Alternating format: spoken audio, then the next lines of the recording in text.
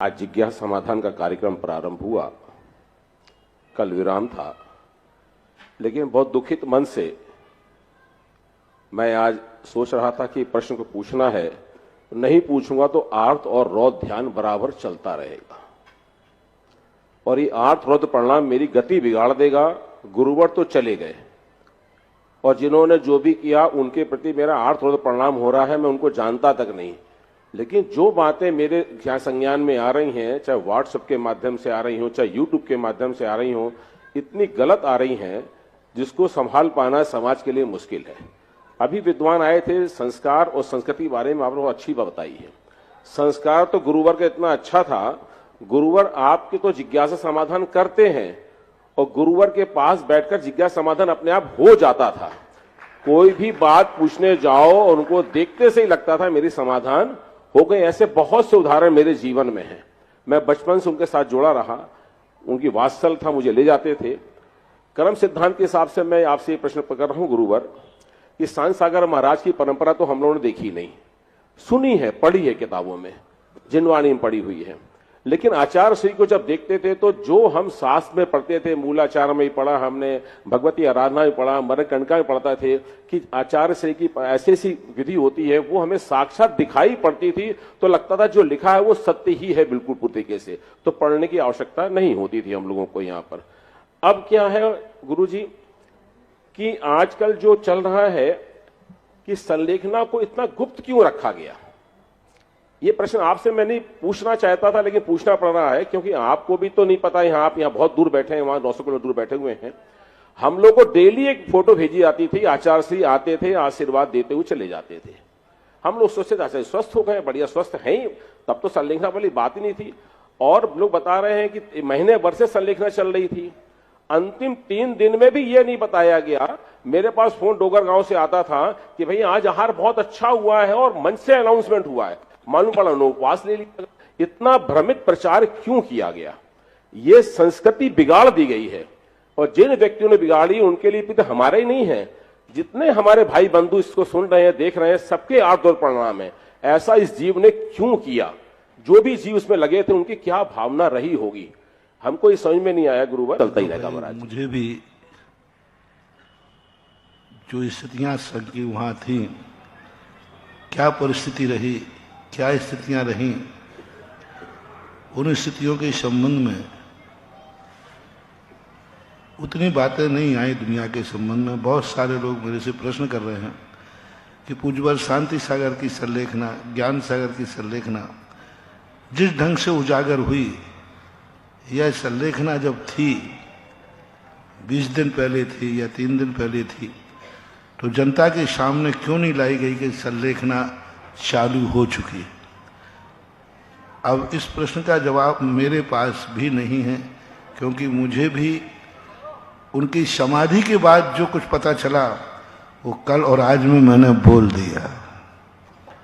जो भी मेरे पास था, जितना मेरे पास आया, और भी बताता रहूंगा जितना हो रहा। अब संलेखना गुप्त क्यों रखी गई, परिस्थितियां क्या थी? कई बार ऐसी स्थितियां बन जाती हैं, कोई छपक की, बीमारी की, असाध्यता की, कि उसके संबंध में जो भैयावृत्ति करने वाले हैं वो निर्णय नहीं कर पाते कि क्या करें, समाज के सामने रखें या नहीं रखें। ये निर्णय करने की स्थिति में नहीं आ पाते। जैसे आपका ऑपरेशन थिएटर होता है, ऑपरेशन थिएटर के अंदर डॉक्टर कुछ नहीं कर पाता कि मैं इसको उजागर करूं या नहीं करूं। कई बार वो ऑपरेशन में इतना उलझ जाता है कि वो कुछ नहीं कर पाता, पर उसके बाद जाकर पोस्टमार्टम में सारा निर्णय होता है। ऐसे ही वहां पर कोई परिस्थितियां ऐसी रही हैं कि वो उजागर नहीं कर पाए।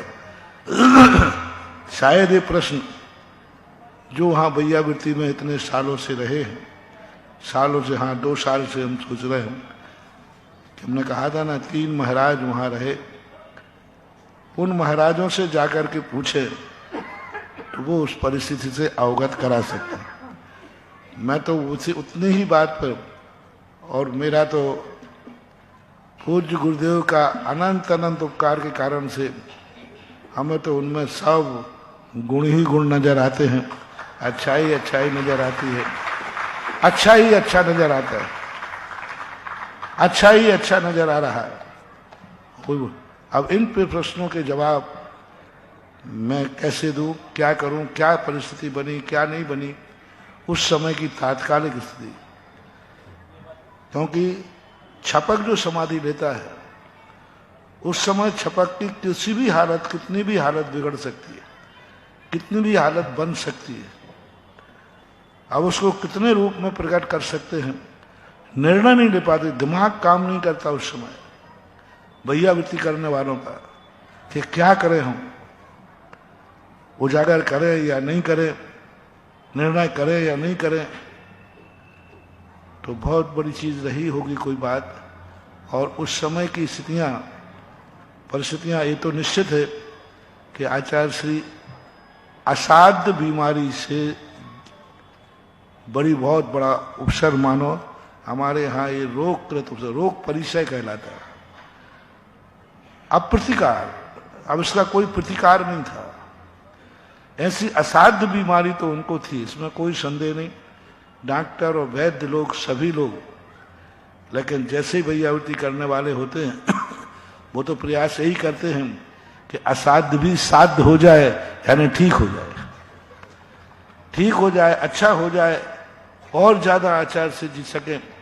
इसलिए शायद उन्होंने घोषणा नहीं की हो, शायद नहीं, और उनको भी ज्ञात ना हो कि आचार्य श्री इस समय संलेखना में जा रहे हैं। क्योंकि हमारे आचार्य श्री, तुम्हें मालूम है कि मौन में अंदर ही अंदर वो सब कुछ कर लेते हैं। अब उन्होंने स्वयं व्यक्त नहीं किया होगा, वो स्वयं में संलेखना ले ली हो और भैयावृत्ति करने वालों को भी मालूम नहीं हो, तो कैसे वो दुस्साहस करें कि मैं प्रकट कर दूं कि आचार्य श्री ने संलेखना ले ली। अब अपन अनुमान लगा रहे हैं उनकी अंतरंग भावना, अच्छा ऐसा किया था तो शायद उन्हें ऐसा ही कर लिया होगा। अब 2 दिन से उपवास आहार नहीं हुआ, नियम से उन्होंने संलेखना ले ली होगी। अब अपन उनको सारे जितने गुण थे उन गुणों को अपन उसी पॉइंट पर ले जा रहे हैं जिस पॉइंट पर साधक को ले जाया जाता है। अब ले जा रहे हैं, पहले अपन कुछ नहीं कर सकते थे। क्या पता, मान लीजिए उन्होंने घोषणा नहीं की हो कि हम आजीवन उपवास लेते हो और अंदर ले लिए हो, ये भी छपक का आता है शास्त्र में। अंदर ही छपक ने ले लिया कि मैं आजीवन अन्न जल का त्याग करता हूं और दूसरे से नहीं बोल पा रहा है, बोलना नहीं है या बोल नहीं पा रहा, 2 चीजें होती है। स्वयं बोल कहता है कि मुझे बोलना ही नहीं है, और या बोल नहीं पा, दोनों स्थिति के उल्लेख। अब उन्होंने स्वयं ले लिया मैं किसी से नहीं बोलना हूं, तो अपन कैसे कहते हैं कि आचार्य श्री ने आजीवन अन्न जल का त्याग कर दिया है? क्योंकि उन्होंने अपन से कहा नहीं, अपने सामने किया नहीं, उन्होंने अंदर ही अंदर जाके त्याग कर दिया। तो अब किसका साहस है कि वो कहे? कौन कहे कि महाराज ने 2 दिन पहले से कहते महाराज ने सब प्रकार के अन्न जल का त्याग कर दिया? कह ही नहीं सकते, क्योंकि तुमने कैसे कह दिया, महाराज ने तो कहा नहीं। तो अब इसमें 2 बातें सामने आ रही हैं। अब एक तो उन्होंने स्वयं संकल्प कर लिया, किसी से कहना उचित नहीं समझा, क्योंकि आचार्य श्री ने जब भी कोई साधना की त्याग की किसी को नहीं बता दे। इतने त्याग कर लिए, हम लोगों को पता चलता था बाद में।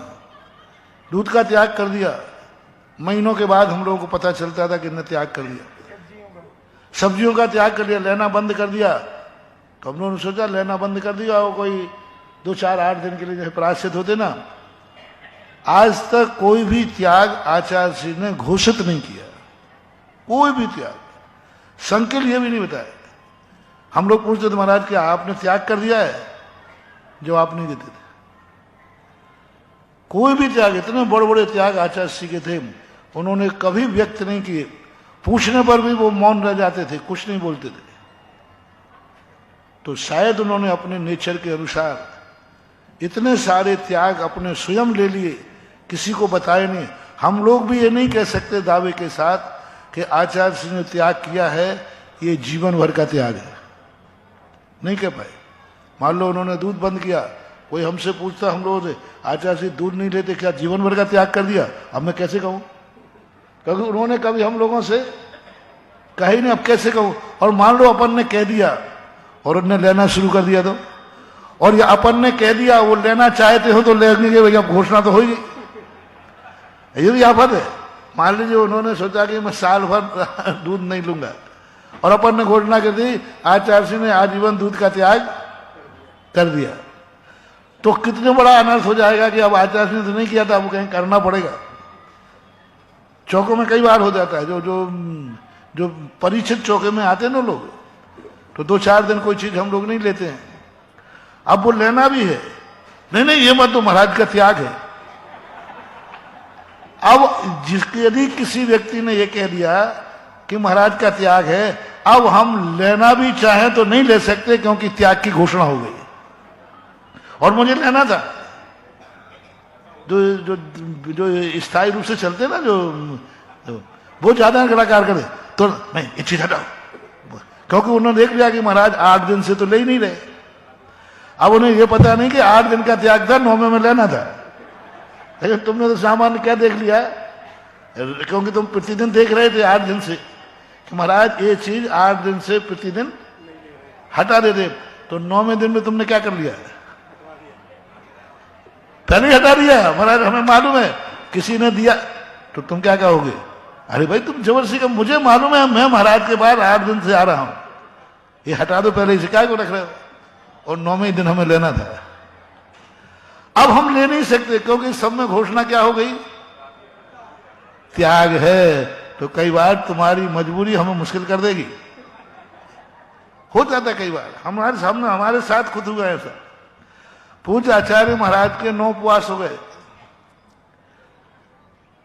सन 1990 में मुक्ताग्नि में। प्रतिदिन हम आचार्य से कहते थे कि आचार्य हार के लिए उठे, उन्होंने कहा नहीं आज भी उपवास है, आज भी उपवास।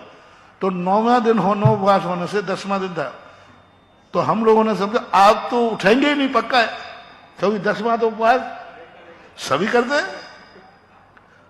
और हम लोगों ने सब महाराजों ने बैठे कर लिया, कमंडल ले जाने की कोई जरूरत नहीं, आज तो 10वां उपवास है, आज तो होगा ही होगा।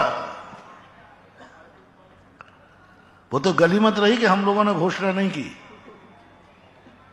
और आचार्य सिंह ने जाति हम लोग जैसे भक्ति करके, आज कुछ आचार्य सिंह ने पूछा भी नहीं किसी ने, प्रतिदिन कहते महाराज जी आहार को उठना है, हो नहीं, आज हम लोगों ने पूछा ही नहीं, सीधे नमोस्तु करके आने लगे। तो आचार्य मेरा कमंडल नहीं लाए, अरे मैंने कहा मामला गड़बड़ हो गया, तुरंत कमंडल आए। तो हम लोगों ने सोचा शायद आचार्य सिंह गिनती भूल गए होंगे, गर्मी चढ़ गई हुई 9 उपवास की। तो हम लोगों ने ये नहीं कहा कि 10वां कर लो, ये कहा महाराज जी आज 9 हो गए आपके उपवास, 9। तो आचार्य सिंह कहते हाँ हाँ मुझे मालूम है 9 हो गए, अब क्या करोगे बोलो, अब कहूंगे 10वां और करो, तो ये हो जाता है। तो कई बार परिस्थितियां ये हो जाती कि वो अंतरंग में ही इतने जिंदगी भर के त्याग उन्होंने किसी को नहीं बताए और स्वयं करते रहे जिंदगी भर। अब अंतरंग में उनके क्या चल रहा था ना, तो मुझे लगता है कि वहाँ रहने वाले लोग भी महाराज भी नहीं समझ पाए, हम भी नहीं समझ सकते। अब इस बात को तो आपको जब आचार्य सिंह मिले तब पूछ लेना। गलती कर रहे हैं, ये गलती कर रहे हैं महाराज जी, दूसरा प्रश्न नहीं पूछना चाहिए मेरे को। मैं ये कह रहा हूं कि वो सब कुछ ठीक था, आचार्य सिंह गए, गम था, दुखी थे, सब था, लेकिन अब यूट्यूब और व्हाट्सएप के माध्यम से लाया जा रहा है। 3 दिन पहले आचार्य सिंह को घेर करके आपने ऐसा कर लिया, ऐसा कर दिया। अब ये सब नहीं चलाना चाहिए उन लोगों को, ये मेरा निवेदन है महाराज। आप देखो जी, हाथी निकलेगा, हाथी निकल गया, कुत्ते भौंकेंगे, उनका काम है। नमस्ते महाराज जी, नमस्ते नमस्ते। अब चर्चाएं हैं, होती रहती। महावीर को निर्माण के बाद बहुत बड़ी चर्चाएं हुई, तो ये तो अब अपन इसके लिए कुछ कर नहीं सकते, जिसको जैसा जहां जो रूप समझ में आता है वो कर रहा है। बस अपन तो यही समझें, कैसे निर्भर रखे महाराज जी, बहुत अच्छा। हम लोग कैसे पढ़ अपने बस